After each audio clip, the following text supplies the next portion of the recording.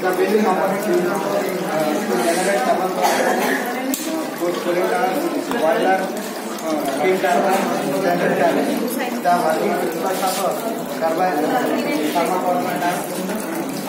When the coal is heated in the boil tower, the water is boiled in a tube inside this tube. The steam is produced. The turbine rotates. As the turbine rotates, the electricity is generated in the generator, and a large amount of electricity is produced like agriculture and the thermal power plant. It is easy to use. The fuel which is used is the thermal power plant. Thermal power plant is easily available. The water is main component. There is thermal power plant. In India, most of the electricity is produced by the thermal power plant. Hi, good morning, sir. Welcome to thermal power plant. Very primary and expert declaration.